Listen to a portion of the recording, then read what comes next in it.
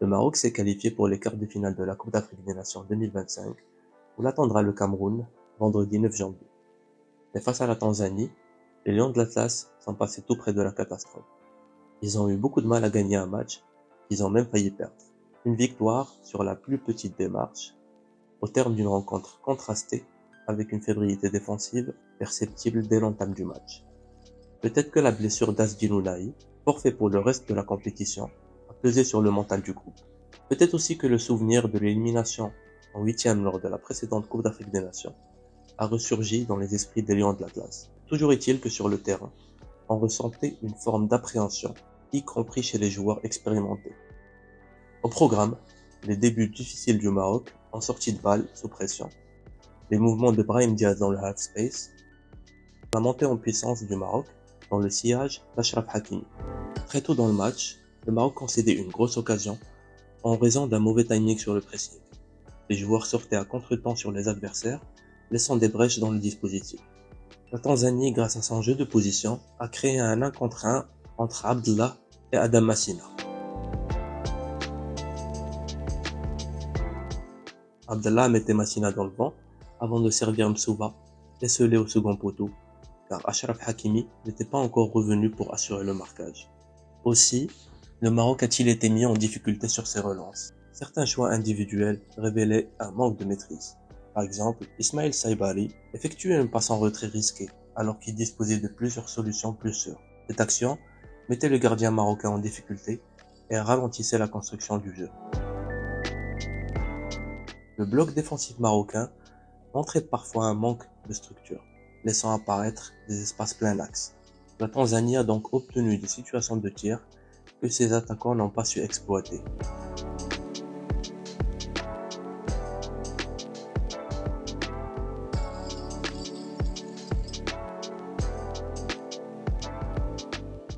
Pour appuyer ces observations, jetons un coup d'œil sur l'évolution des passes permises par action défensive et l'évolution de la dynamique XG. L'évolution du PPDA illustre les difficultés du Maroc dans son pressing, alors que la dynamique XG montre que les situations dangereuses concédées par le Maroc étaient plus nombreuses en début de match et que le rapport de force était déséquilibré. Les statistiques racontent la même histoire. Le Maroc a mal commencé son huitième de finale avant de progressivement rééquilibrer le rapport de force. Après une entame compliquée, l'équipe nationale a petit à petit retrouvé ses esprits, mais les joueurs ont manqué de justesse dans les 30 derniers mètres adverses, avec des passes trop imprécises ou de mauvaises décisions. Sur cette séquence, Diaz a tenté de dribbler plusieurs adversaires avant de se faire subtiliser le ballon. De même, Saibari prenait une mauvaise décision dans une autre séquence. Alors que le jeu était clairement sur le côté gauche vers Zelzouli, il a tenté de trouver Ayoub El Kaabi dans l'axe. Ces imprécisions se reflétaient dans les statistiques. Le Maroc a perdu 22 ballons de plus que face à la Zambie, et le pourcentage de passes réussies dans les 30 derniers mètres adverses est en recul, pas uniquement sur ce match, mais depuis le début de la compétition.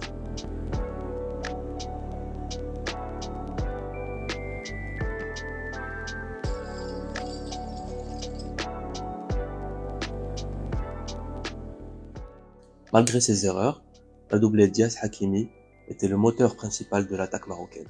La carte des offensives montre que la majorité des situations dangereuses du Maroc provenaient du flanc droit.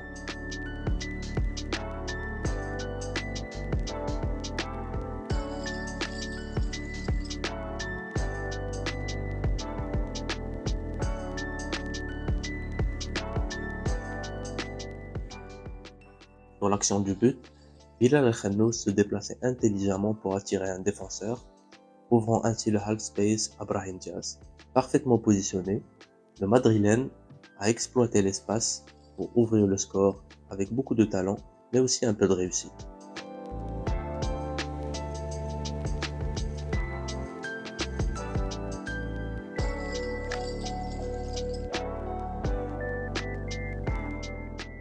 Pour sa part, Achraf Hakimi était bien meilleur en deuxième mi-temps. Cette montée en puissance a coïncidé avec celle de son équipe. En première période, ses courses étaient limitées, au même titre que sa justesse, et le flanc droit peinait à produire du danger. En seconde, Hakimi se projetait plus haut, était beaucoup plus précis dans ses passes et multipliait les courses dans son couloir, fournissant de la largeur et de la profondeur qui permettaient au Maroc de s'installer dans le camp adverse.